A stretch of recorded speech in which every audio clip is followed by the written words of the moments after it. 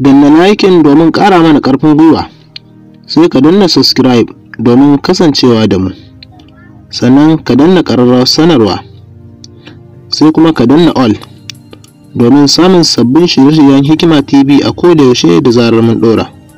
Mun gode. Assalamu alaikum wa rahmatullahi wa barakatuh. ‘Yan uwa barkanmu da sake kasancewa da ku a wannan channel na mai albarka na Hikima TV.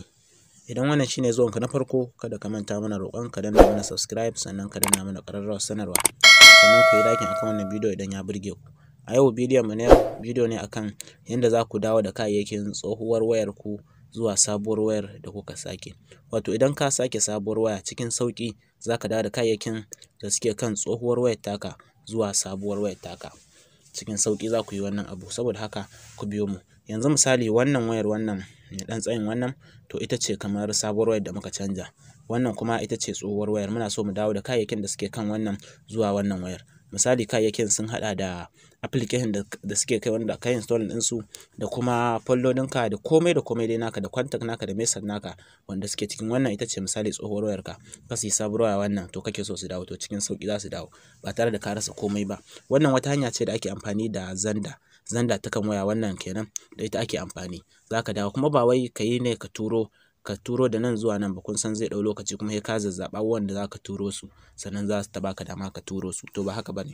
Wannan hanya ce da a cikin zandar aka samar da wannan dabarar, ko aka samar da wannan abin domin ka dawo da kayayyakin da ka siyi da suke kan tsohuwar wayarka zuwa sabuwar wayar da ka sake. Saboda haka ku tsaya ku kalli bidiyon har ƙarshe idan ya burge ku, kuma na like. Sannan da farko abin da ake so ka samu tsohuwar wayar taka kamar wannan, sai ka shiga zanda, misali wannan ka shiga zanda.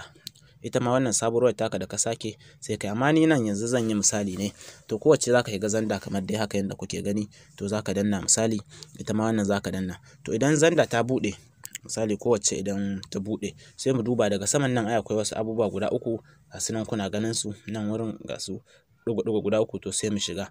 Ita ma wannan tana tsohuwar wayar tamu kenan, sai mu shiga wannan abubuwa guda uku gashi nan.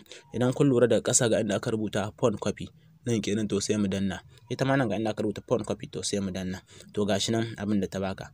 Yanzu nan gashi nan this phone is gashi nan, wannan new phone ce. Idan wannan ce sabuwar waya to ka danna new, idan wannan kuma ita ce tsohuwar ka danna old. Yanzu misali wannan ita ce tsohuwar waya, muna so kayayyakin da suke kan wannan wayar su dawo kan wannan wayar, to za mu danna old. Wannan ita ce tsohuwar waya kenan.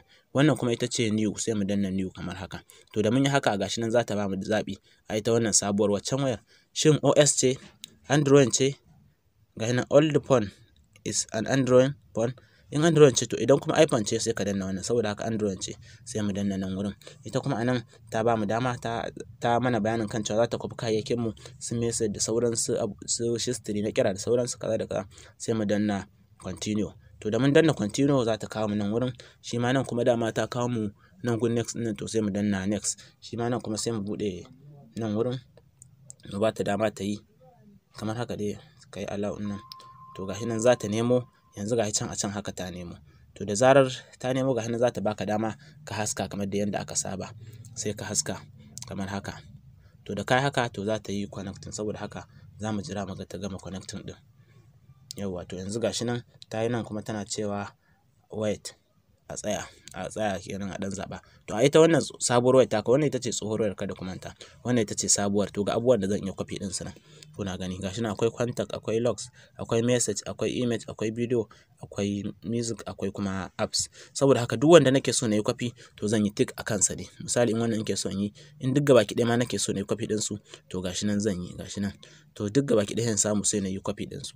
To da kai copy ɗin su kawai ka danna nan import, to komai da komai zai tashi daga wannan wayar ya dawo kan wannan sabuwar wayar taka, komai da komai. Da haka yanzu ba na so ne, saboda dama na yi gwaji ne domin ku ga wajen. Da haka kawai bari in ciccire kowanne, amma tunda kun ga wurin shikenan. Abin ma da zan iya bari in bar wannan logs ɗin na kira, don haka bari mu danna mu gani. To idan mun danna gashi nan haka nan gurbin, gashi nan kun ga yanzu haka ta yi min copy na logs na history na kiran nasa gabaki ɗaya.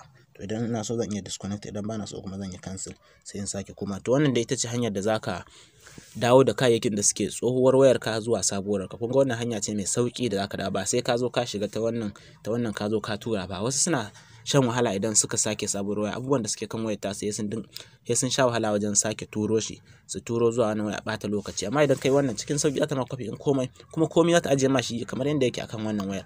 Misali foldodi ne da komai yadda ka jera su to suna kan wannan wayar. Idan ka dawo da su zuwa sabuwar wannan wayar to za su zo normal kamar yadda kake gani.